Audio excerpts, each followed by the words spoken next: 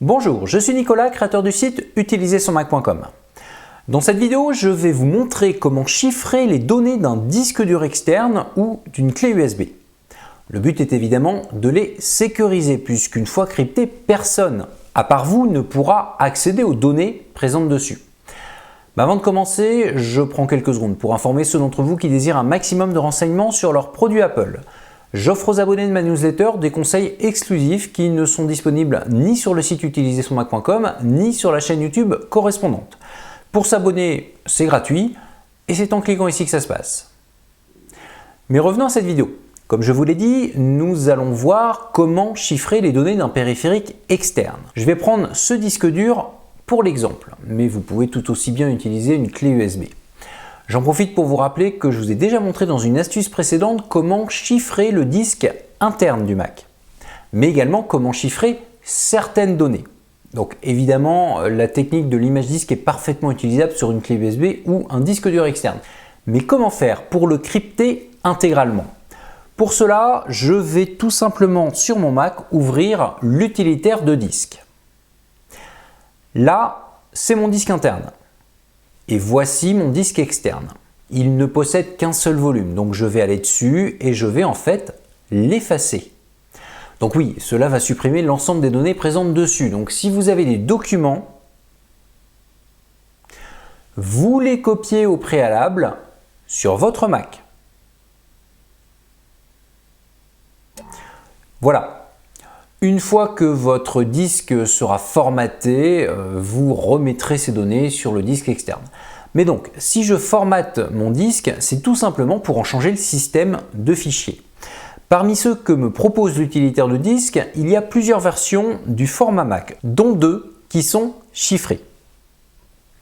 Alors bien sûr, si je passe sur un système de fichiers Mac, vous devez savoir que je ne pourrai pas m'en servir sur Windows. Si vous ne le saviez pas ou si vous ne savez tout simplement pas ce qu'est un système de fichiers, je vous renvoie vers ma toute première astuce qui explique tout ça. C'est très simple, mais il faut le savoir. Si vous savez déjà ce qu'est un système de fichiers et que vous connaissez la différence entre ceux proposés par l'utilitaire de disque, on continue. Donc, vous aurez compris que le disque externe chiffré ne sera disponible que pour un Mac.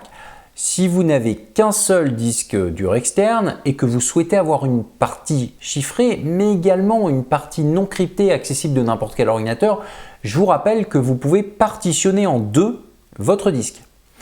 Dans ce cas-là, je ne sélectionne pas le volume, mais le disque en lui-même et je clique sur partitionner.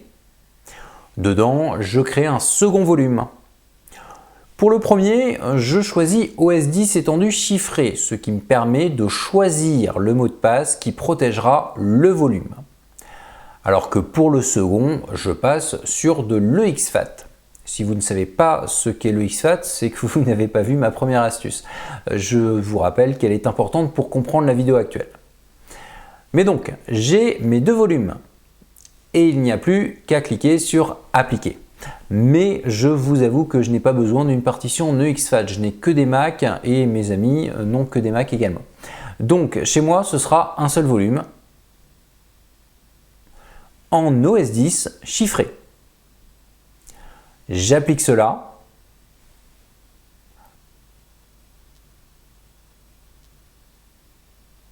Et c'est bon. Alors j'ai dit que c'était bon, mais je n'ai pas de mot de passe à rentrer. C'est normal, je l'ai rentré pour créer ce volume. Donc je vous propose d'éjecter le disque, de le débrancher, puis de le rebrancher. Et voilà. Je vous rappelle que si vous utilisez le trousseau d'accès, le mot de passe ne sera plus demandé dans votre session. Donc à vous de voir si vous êtes le seul à vous servir de votre compte utilisateur. Quoi qu'il en soit, vous avez accès à votre disque comme s'il n'était pas crypté et vous allez pouvoir mettre dessus tout ce que vous souhaitez. Donc mission accomplie. J'ai un disque dur externe qui est chiffré, donc protégé par un mot de passe. Bien sûr, si vous voulez que cette protection soit efficace, il faut que le mot de passe soit un minimum complexe. Mais s'il l'est, vous pouvez dormir sur vos deux oreilles. Personne d'autre que vous ne pourra lire les données présentes dessus. Par contre, il y a quelques inconvénients. ce disque, ou plutôt ce volume chiffré, ne pourra être accessible qu'à partir d'un Mac. Et même si les systèmes précédents El Capitan peuvent le lire, il y aura une limite d'âge. Si un Mac a un système vraiment trop vieux, il ne pourra pas le lire. Mais bon, lorsque l'on utilise cette technique, c'est généralement pour brancher le disque sur nos propres Mac. Donc vous allez rapidement savoir si vous avez un Mac trop vieux pour accéder à ce disque crypté. Mais je vous propose maintenant de résumer ce que nous avons vu dans cette astuce. Ça va être très rapide. Pour chiffrer un volume externe, il suffit de le brancher au Mac, d'ouvrir l'utilitaire de disque, de le sélectionner, puis de cliquer sur Effacer pour choisir un nouveau format, OS 10 étendu chiffré. Vous choisirez alors un mot de passe qu'il ne faudra bien sûr pas oublier, sinon vous perdez tout ce que vous mettez sur ce disque. Et ensuite, vous appliquez. Et c'est tout. À chaque fois que vous brancherez votre disque sur un Mac, ce dernier vous demandera le mot de passe. Pensez à ne pas vous servir du trousseau d'accès lorsque vous n'êtes pas dans la session de votre Mac. Cette vidéo est finie. Si elle vous a semblé intéressante, je vous invite à cliquer sur le bouton j'aime. Il est temps pour moi de vous donner rendez-vous pour une prochaine astuce qui parlera à la fois d'iPhone, d'iPad et de Mac. Je vous expliquerai comment faire pour que votre Mac ou votre iPad vous serve à envoyer et à recevoir des SMS.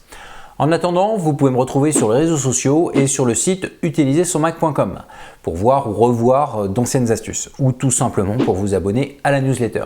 Et si vous regardez mes vidéos en passant par YouTube, vous pouvez évidemment vous abonner à ma chaîne. Bien sûr, n'hésitez pas à partager cette vidéo avec le plus de monde possible. À très bientôt.